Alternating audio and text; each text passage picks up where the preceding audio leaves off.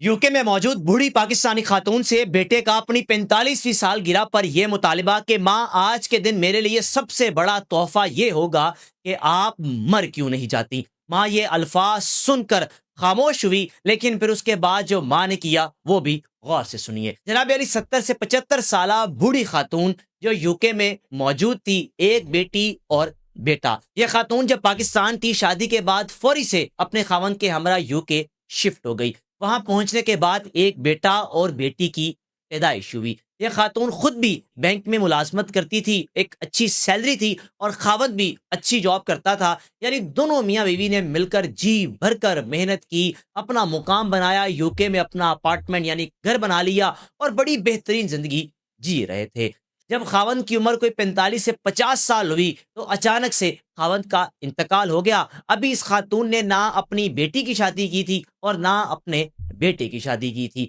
बेटे को भी आला तालीम हासिल करवाई, बेटी को भी आला तालीम हासिल करवाई। सबसे पहले अपनी बेटी की शादी की यूके में ही किसी पाकिस्तानी फैमिली के यहाँ। फिर उसके बाद जब बेटे की शादी का टाइम आया तो बेटे ने शादी के बाद अपनी बीवी को लेकर शहर तब्दील कर लिया। माँ जो कि अकेली अपने घर रह गई थी और रिटायरमेंट की जिंदगी गुजार रही थी। इससे पहले माँ ने अपने बेटे की शादी पर जी भर के पैसा खर्च किया, बेटे के मुंह से निकली हर ख्वाहिश को पूरा किया और यहां तक कि शादी के बाद भी माँ बेटे को फोन करके पूछती थी कि बेटा बताओ कोई चीज की जरूरत है, और बेटा मांगता माँ फौरन दे देती। यानी माँ की पेंशन का आधे से ज्यादा हिस्सा बेटा शादी के बाद भी वसूल करता रहा। दूसरी जानिब अगर बेटी की बात की जाए तो बेटी ने कभी भी अपनी माँ से पैसों का मुतालबा नहीं किया था।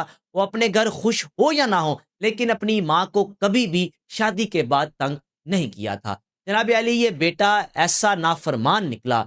सबसे पहले अपनी बीवी को लेकर शहर तब्दील किया। शहर तब्दील करने के बाद जब माँ ने दूसरे शहर अपने बेटे को मिलने जाना तो इस खातून की बहू को बुरा लगता था कि बिन बताए आ जाती हैं, आती हैं तो जाती नहीं, पता नहीं अजीब सी रूटीन बना रखी है। उस माँ का दुनिया में कोई और था ही नहीं। बेटी जो कि अपने घर जा चुकी थी और बेटा ही था जो बदबख्त अपनी अकेली माँ को छोड़कर एक ही मुल्क में रहते हुए शहर तब्दील कर बैठा, सिर्फ इसलिए कि बीवी की ख्वाहिश थी, उसको अकेले में रहना था, वो अपनी सास की खिदमत नहीं कर सकती थी। जनाब अली बेटे की उम्र हुई 45 साल और इस बूढ़ी खातून की उम्र कोई 70 से 75 साल हो चुकी थी। ये बूढ़ी खातून बेटे के बार बार इतना इग्नोर करने के बावजूद अपने बेटे की खिदमत कुछ यूं करती रही कि जब भी जाना बेटे को जी भर के पैसे दे आने, बेटे के बच्चों की खिदमत करनी, उनको पैसे दे आने, तोहफे तहाइफ उनको दे आने, क्योंकि इस बूढ़ी खातून का ये सोचना था कि मैंने इन पैसों को कहाँ लेकर जाना है, जो है इन्हीं का है। लेकिन सामने वाली जो बहू थी उसको वो चीजें इतनी नागवार लगती थी कि आ जाती है, जाने का नाम नहीं लेती, बिन बताए आ जाती है।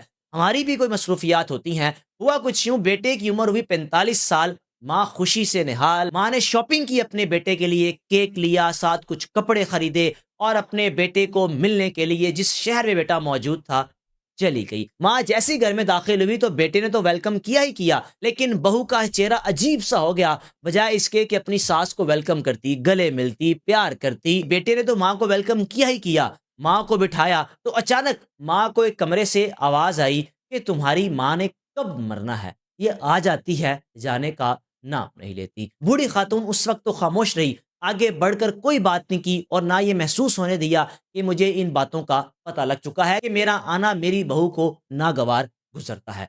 जनाब अली बेटा बाहर आया और वही अल्फाज अपनी बीवी के निकले, आके माँ के आगे रिपीट किए कि माँ तोहफे ताइफ तो लाई हैं, सबसे बड़ा तोहफा यही है कि आप दुनिया छोड़ क्यों नहीं देती। आप आ जाती हैं, हमारी मसरूफियात होती हैं, हमारी प्राइवेसी होती है, उसको आप डिस्टर्ब करती हैं। माँ ने उस दिन फैसला किया कि बेटा वो दिन याद करो जब तुम्हारा बाप इस दुनिया में नहीं था और मैंने तुम्हारी माँ और तुम्हारा बाप बनकर तुम्हें कंधा दिया, तुम्हें इस मुकाम तक पहुंचाया, तुम्हारे लिए क्या कुछ नहीं किया, और तुम आज मुझे ये बात कर रहे हो कि माँ मर क्यों नहीं जाती। जनाब यार इस बूढ़ी खातून ने फैसला किया कि मजीद अपने बेटे के साथ वक्त गुजारने से बेहतर है कि ज़रा मैं इससे पर्दा इख्तियार करूँ, कुछ यूँ कि बजाय इस मुल्क में रहूँ मैं एक ऐसे मुल्क में चली जाऊँ जहाँ ये मुझे मिल भी ना सके, ना मुझे इसको मिलने का दिल करे। मैं दूर होंगी तो अकेली रहकर अपनी ज़िंदगी बसर कर लूँगी।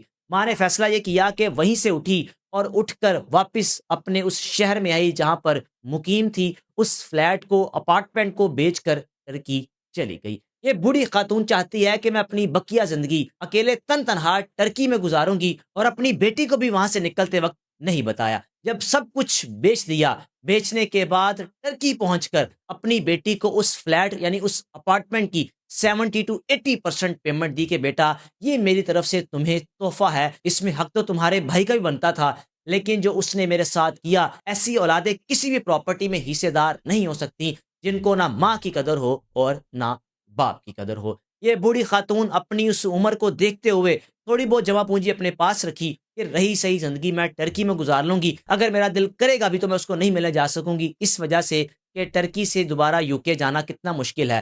یو کے میں رہتے ہوئے مجھ سے برداشت نہیں ہوتا تھا، میں تھوڑے دن بعد یا کچھ ماہ بعد چلی جاتی تھی، لیکن یہاں رہ کر کم از کم مجھے صبر آ جائے گا، اور اپنی بیٹی سے کہا کہ بیٹا مجھے نہ کہنا واپس آؤ، میں یہیں پر ٹھیک ہوں۔ اس بوڑھی خاتون کے اس فیصلے پر رائے کا لازمی اظہار کیجیے گا۔